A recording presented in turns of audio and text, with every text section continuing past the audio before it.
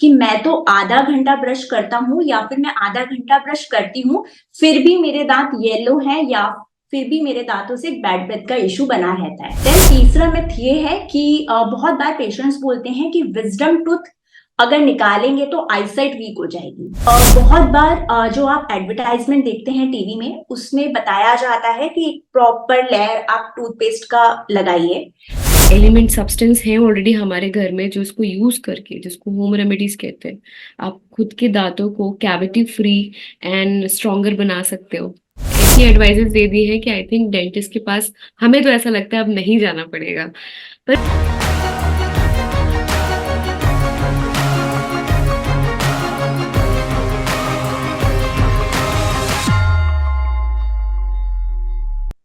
किसी के चेहरे पे सबसे पहले दिखने वाली चीज जो होती है वो होती है उसकी स्माइल।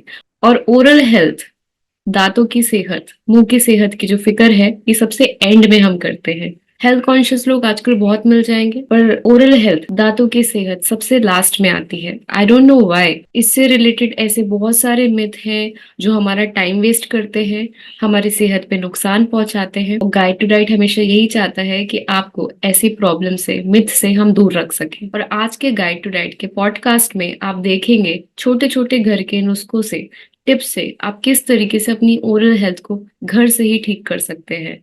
आज के हेल्दी पॉडकास्ट में हम ओरल हेल्थ पे बात करने जा रहे हैं, जिसके लिए हम डॉक्टर सोनल भटनागर को इनवाइट करना चाहेंगे, जो डेंटिस्ट होने के साथ साथ एक सर्टिफाइड न्यूट्रिशनिस्ट भी है।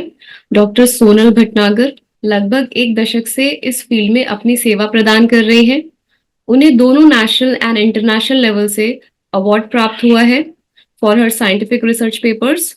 उन्हें नामचीन Indian council of medical research से स्कॉलरशिप भी प्राप्त हुई है। इतनी उपलब्धि के साथ साथ उन्होंने गोल्ड स्टैंडर्ड खुद का एक माउथ वॉश तैयार किया है। Thank you so much Sonal for coming here and guiding us to be a guide of this month.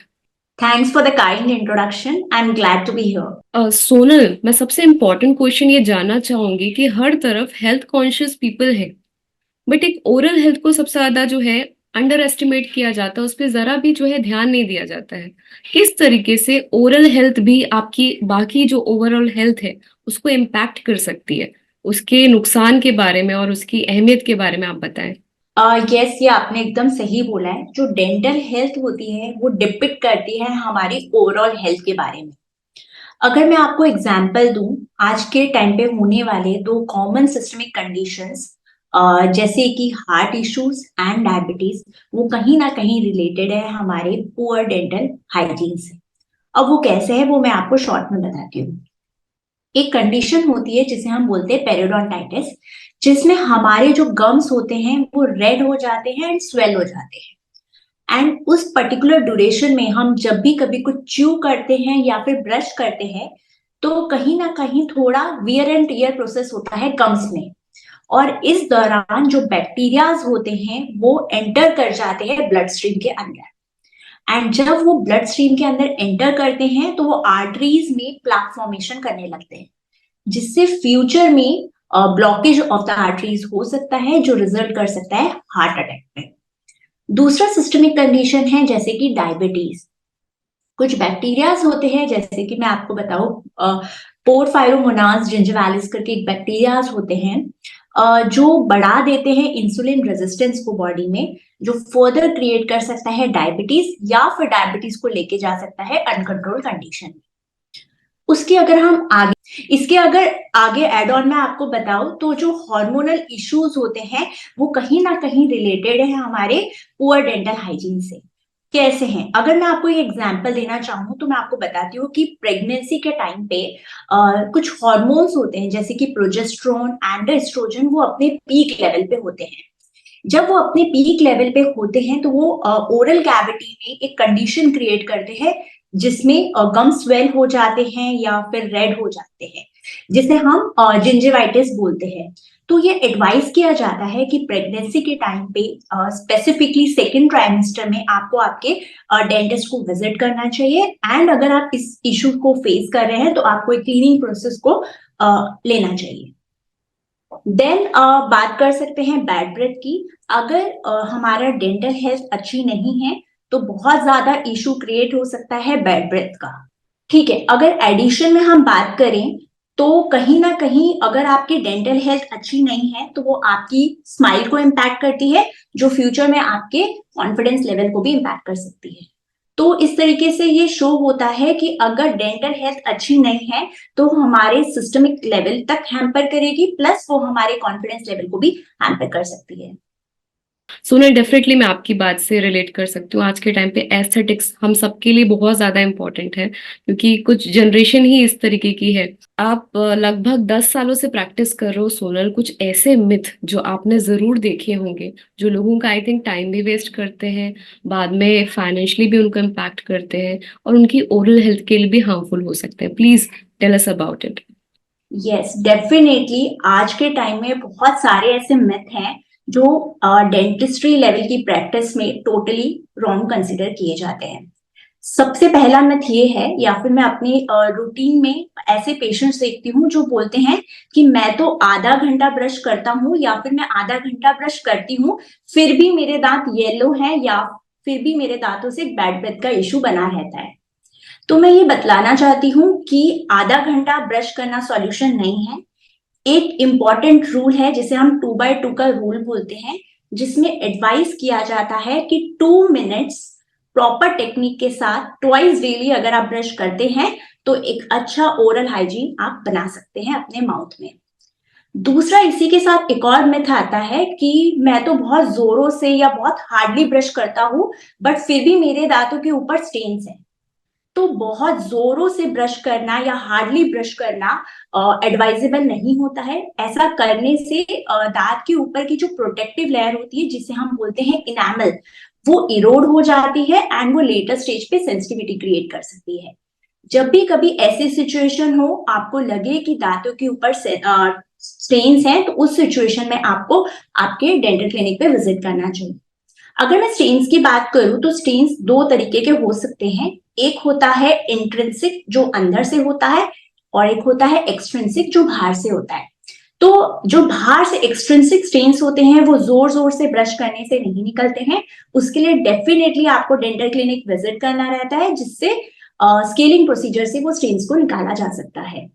और अगर वो ही स्टेन्स इंट्रिंसिक हैं, दांतों के अंदर से हैं, तो उसके फर्दर प्रोसीजर्स होते हैं जैसे कि टीथ व्हाइटनिंग या फिर वीनियर्स आप देख सकते हैं। देन दूसरा मिथ एक ये है कि बेबी टीथ जो होते हैं वो इंपॉर्टेंट नहीं होते हैं। तो ये तो टोटली गलत मिथ है, क्योंकि बेबी टीथ जो होते हैं वो बहुत इंपॉर्टेंट रोल प्ले करते हैं इन द स्पीच डेवलपमेंट में। एंड जब बेबी टूथ ओरल कैविटी में प्रेजेंट रहते हैं तो उसी टाइम ड्यूरेशन में उसके नीचे अडल्ट टूथ जो होते हैं वो फॉर्म हो रहे होते हैं। तो अगर आप बेबी टूथ को अच्छा हाइजीन प्रोवाइड करेंगे तो डेफिनेटली अंदर में जो परमानेंट टूथ बड या परमानेंट टूथ बड का फॉर्मेशन हो रहा है वो भी अच्छा हो पाएगा। देन तीसरा मिथ ये है कि बहुत बार पेशेंट्स बोलते हैं कि विजडम टूथ अगर निकालेंगे तो आईसाइट वीक हो जाएगी। तो ये साइंटिफिकली प्रूवन है कि विजडम टूथ का आईज के साथ कोई रिलेशन नहीं है। अगर हम कोई रिसर्च पेपर देखें या फिर अगर हम टूथ का एनाटॉमी देखें तो इससे टोटल क्लियरिटी है कि विजडम टूथ कहीं भी कोई भी रिलेशन में आई से रिलेटेड नहीं है। तो जब भी आपके डेंटिस्ट आपको एडवाइस करते हैं कि विजडम टूथ निकालना चाहिए तो डेफिनेटली आपको वो चीज में जाना चाहिए। कि हम इस तरीके से और गाइड्स को लेके आए तो आप हमें एडवाइस कर सकते हो, कमेंट सेक्शन में बता सकते हो। You can email us if you want to join guide to diet podcast. Sonal, बहुत एक मुझे इंटरेस्टिंग बात लगी कि मिथ लोगों को रहता है ब्रशिंग और फ्लॉसिंग को लेके कि हम आधे घंटा ब्रश करेंगे और दांत हमारे अच्छे हो जाएंगे या कैविटी चली जाएगी। आप क्या क्या टेक्निक है, प्रॉपर टेक्निक ऑफ ब्रशिंग जो आप हम सबको बताना चाहेंगे कि इस तरीके से करेंगे तो actually you will save your teeth and prevent the cavity also. Please tell us about it. Yes, definitely. एक ब्रशिंग टेक्निक होती है और उसको फॉलो करने के भी कुछ स्टेप्स होते हैं, वो मैं आपको डिटेल में बताती हूँ। सबसे पहले तो आपको टूथब्रश कैसा बाय करना है। जब भी आप मार्केट में जाते हैं तो जो बाहर का कवर होता है उसमें लिखा होता है कि सॉफ्ट, मीडियम और हार्ड। तो जितना हो सके ट्राई करिए सॉफ्ट से मीडियम की रेंज में ही आप ऑप्ट करें। एंड जो हार्ड वाला होता है वो एडवाइजेबल नहीं होता है, क्योंकि वो बहुत अब्रेसिव होता है, जो दांत के प्रोटेक्टिव लेयर को निकाल सकता है। तो जितना हो सके आप सॉफ्ट से लेके मीडियम रेंज में ही बाय करिए। दूसरी इंपॉर्टेंट चीज ये है कि जो टूथब्रश होता है उसके ऊपर का जो हेड होता है उस पे फोकस करते हुए ध्यान रखिए कि वो थोड़ा छोटा हो, क्योंकि अगर वो छोटा होगा तो पीछे एकदम एंड तक आपके ओरल कैविटी के रीच करेगा और वो डेफिनेटली हेल्प करेगा क्लीनिंग में। तो ट्राई करिए कि जो हेड हो वो थोड़ा छोटा हो। Then comes brushing technique. जैसे कि मैंने आपको पहले भी बताया कि ब्रशिंग टेक्निक को फॉलो करने के लिए 2x2 का रूल होता है, जिसमें एडवाइस किया जाता है कि 2 minutes proper technique twice daily. अगर आप करते हैं तो आप एक प्रॉपर ओरल हाइजीन मेंटेन कर रहे हैं। देन ब्रशिंग के बाद एक और चीज आती है, that is a flossing. Flossing को आप ब्रश के साथ या ब्रशिंग टेक्निक के साथ रिप्लेस नहीं कर सकते हो। फ्लॉसिंग एक एडिशनल ओरल हाइजीन टेक्निक है जो फॉलो करना एडवाइजेबल कहा जाता है। अब फ्लॉसिंग कैसे हेल्प करता है? जब दो दांतों के बीच में फूड लॉजमेंट हो रही होती है तो जो फ्लॉसिंग का थ्रेड होता है वो उस एरिया तक रीच करता है जिसमें ब्रश नहीं रीच कर पाता है। थर्ड चीज है माउथ वॉश। आप कोई भी एंटी माइक्रोबियल या फ्लोराइड कंटेंट वाला माउथ वॉश ऑप्ट कर सकते हैं। तो ये 3 चीजें हैं जिसे हमको फॉलो करना चाहिए ब्रशिंग टेक्निक में। देन कम्स की ब्रश कैसे करना चाहिए। बहुत सारे पेशेंट से जब मैं पूछती हूँ कि ब्रश को कैसे करना चाहिए तो वो जस्ट बताते हैं कि बस ऐसे ऐसे करके हम कर लेते हैं। बट डेफिनेटली इस चीज का ध्यान देना चाहिए कि जो ब्रश आप कर रहे हो वो सारे सर्फेसेस पे मूव होना चाहिए। अब कैसे होना चाहिए? एक दांत का लेयर होती है आउटर लेयर, जो आप बाहर से डेफिनेटली क्लीन करते हो, but most of the time जो इनर पार्ट होता है, back part of the tooth होता है, वो मिस हो जाता है। तो आपको अपने ब्रश को थोड़ा सा टिल्ट करके पीछे की तरफ से भी क्लीन करना चाहिए। एंड और उसमें एड ऑन करने के लिए जो च्युइंग सरफेस है उसको क्लीन करना भी बहुत ज्यादा एडवाइजेबल है, क्योंकि कुछ भी अगर आप स्टिकी फूड खाते हो तो वो ऑक्लूजन सरफेस या फिर च्युइंग सरफेस पे जाके स्टिक हो जाता है, जो फ्यूचर में कैविटी कर सकता है। फिर अगर मैं आपको आगे बताऊं तो ये माना जाता है कि ब्रश को हर 3 महीने में, एवरी 3 मंथ्स में चेंज करना चाहिए। अमेरिकन डेंटल एसोसिएशन ये बताती है कि जो भी चिल्ड्रन अबव 3 इयर्स या फिर अडल्ट हैं वो P size of toothpaste use कर सकते हैं। एंड ध्यान दीजिए कि आपके टूथपेस्ट में फ्लोराइड कंटेंट जो है वो 1350 से लेके 1500 पार्ट्स पर मिलियन तक होना चाहिए। आपको लगता है सोनल कि इतना कोई रीड करेगा? ये होता है उसके लेवल पे लिखा रहता है फ्लोराइड का। हम्म। और पेरेंट्स को ध्यान देना चाहिए कितना हार्मफुल हो सकता है इसके बारे में पी साइज होना चाहिए, पी साइज होना चाहिए। And children below 3 years they can use a size of rice, grain rice का जो साइज होता है उतना चिल्ड्रन बिलो 3 इयर्स यूज कर सकते हैं। क्या हार्मफुल इफेक्ट्स होते हैं अगर इसको इस रेंज में या इस साइज में यूज नहीं किया जाए तो? देखिए फ्लोराइड जो होता है वो ज्यादा मात्रा में बॉडी में अगर इनटेक हो जाए तो वो फर्दर इश्यूज क्रिएट कर सकता है। तो अगर आपने मोर देन पी साइज लिया है तो पॉसिबिलिटी हो सकती है कि आप उसे इनगल्फ कर लें या स्वेलो कर लें, जो फ्यूचर में अदर इश्यूज क्रिएट कर सकता है। तो ये एडवाइस किया जाता है कि पी साइज तक का ही आप ऑप्ट करें। बहुत बार जो आप एडवर्टाइजमेंट देखते हैं टीवी में उसमें बताया जाता है कि एक प्रॉपर लेयर आप टूथपेस्ट का लगाइए। वो कहीं ना कहीं मैं बोल सकती हूँ कि वो एक मार्केटिंग टेक्निक होती है, बट अमेरिकन डेंटल एसोसिएशन ने ये प्रूवन फैक्ट के साथ बताया है कि पी साइज सफिशिएंट होता है फॉर प्रॉपर ब्रशिंग टेक्निक। बहुत कम ऐसी यूजफुल इंफॉर्मेशन जो होती है, जो एक बेसिक इंफॉर्मेशन होती है, ये हमारे सिस्टम में जो है इट्स नॉट देयर। हमने स्कूल में कॉलेजेस में बहुत बेसिक चीजें हैं आई थिंक। जब तक क्या आप कोई प्रोफेशनल डिग्री नहीं लो तब तक क्या लोगों तक पहुंचनी नहीं चाहिए। तो आई होप लोगों को ये बात समझ में आए कि इस तरह के जो पॉडकास्ट है, आर्टिकल्स हैं, अच्छे डॉक्टर्स हैं आपके जैसे जो ये इन्फॉर्मेशन लोगों तक पहुंचा रहे हैं, definitely they will bless you for this. Okay Sonal, मेरा नेक्स्ट जो क्वेश्चन रहेगा, and again it's very important कि एक तो आपको पता है कि सब लोग जल्दी डॉक्टर्स के पास नहीं जाते हैं, स्पेशली ओरल हाइजीन को लेके। तो मैं ये जानना चाहती हूँ, क्या घर में कुछ ऐसी रेमेडीज हैं या घर में ऐसे कुछ एलिमेंट सब्सटेंस हैं ऑलरेडी हमारे घर में, जो इसको यूज करके, जिसको होम रेमेडीज कहते हैं, आप खुद के दांतों को कैविटी फ्री एंड स्ट्रॉन्गर बना सकते हो? ऐसी टेक्निक्स कुछ आप स्टेप्स टिप्स बताइए हमें। यस, अगर मैं टेक्निक के बारे में बात करूं तो बेसिक टेक्निक जो मैंने आपको ब्रशिंग की बताई वो flossing and mouth wash definitely आपको ऐड करनी चाहिए अपने डेली ओरल हाइजीन मेंटेनेंस के लिए। देन मैं आपको ये एड ऑन बताना चाहती हूँ कि हमारे पूरे बॉडी में सिर्फ एक तिथि ऐसी चीज है जो रीग्रो नहीं होती है या फिर सेल्फ हील नहीं होती है। हमें इसके लिए डेंटल विजिट करना बहुत ज्यादा जरूरी होता है।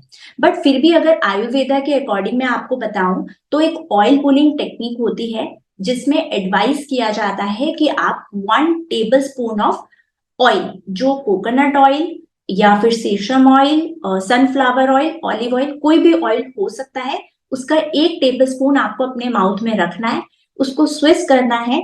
स्टार्टिंग के टाइम पे आप 5 मिनट से स्टार्ट कर सकते हैं एंड ग्रेजुअली उसे इंक्रीज करके 15 to 20 मिनट्स तक लेके जा सकते हैं। स्विस करने के बाद आपको उसे स्पिट करना है एंड स्पिट करने के बाद एक नॉर्मल वाटर से रिंस करना है। ऐसा करने के बाद इस चीज का ध्यान देना है कि मिनिमम आधे घंटे के लिए आप कुछ भी फूड का इंटेक ना करें। तो ये ऑयल पुलिंग टेक्निक होती है। बट अगेन आपको इसे स्टार्ट करना है तो आपको अपने डेंटिस्ट से इसका एडवाइस लेना चाहिए। देन अगेन मैं बोलूंगी कि डाइट का भी बहुत इंपॉर्टेंट रोल होता है। जैसे कि एडवाइस किया जाता है कि आप कैल्शियम रिच फूड का इंटेक करें क्योंकि कैल्शियम हेल्प करते हैं in making the tooth stronger. Secondly, आप फॉस्फोरस रिच फूड्स जिसके एग्जाम्पल हो सकते हैं फिश, मीट, एग्स या फिर नट्स, जो बहुत इंपॉर्टेंट रोल प्ले करते हैं इन द मिनरलाइजेशन प्रोसेस। तो फॉस्फोरस रिच फूड का इंटेक भी एडवाइस किया जाता है। देन कम्स कि जैसे कि आप टी लेते हैं, कॉफी लेते हैं, तो मैं हमेशा एडवाइस करती हूँ उसे आप रिप्लेस करिए विद ग्रीन टी। क्योंकि अगर टी एंड कॉफी लिए हैं तो पॉसिबिलिटी हो सकती है कि दांत पे स्टेन्स रह जाए। एंड अगर आप उसको रिप्लेस करते हैं ग्रीन टी के साथ, तो ग्रीन टी के पास प्रॉपर्टीज होती है एंटी माइक्रोबियल, प्लस वो हेल्प करते हैं in reducing the plaque formation. तो हमेशा एडवाइस किया जाता है कि टी एंड कॉफी को रिप्लेस कर दे with the green tea. Then very important comes the hydration. अगर आप अपने ओरल कैविटी को प्रॉपरली हाइड्रेट रखते हैं तो जो एसिडिक इन्वायरमेंट बन रहा होता है ओरल कैविटी में वो न्यूट्रलाइज हो जाता है एंड उसी के साथ जो भी टॉक्सिन्स या फूड डेब्रिश एक्युमुलेट होते हैं इन बिटवीन द टीथ वो रिंस आउट हो जाते हैं। तो हाइड्रेट रखना भी बहुत ज्यादा इंपॉर्टेंट होता है। तो ये तो बात हो गई हमारे होम रेमेडीज की। बट और भी कुछ ऐसे प्रिकॉशनरी मेथड्स हैं जो आप फॉलो कर सकते हैं। अगर आप डेंटल क्लिनिक विजिट किए हैं और आपको इनिशियल फेज का टूथ डिके है तो डेंटिस्ट आपको एडवाइस करेंगे फ्लोराइड टूथपेस्ट। फ्लोराइड टूथपेस्ट होने से जो इनिशियल फेज है डिके का वो सॉल्व हो सकता है।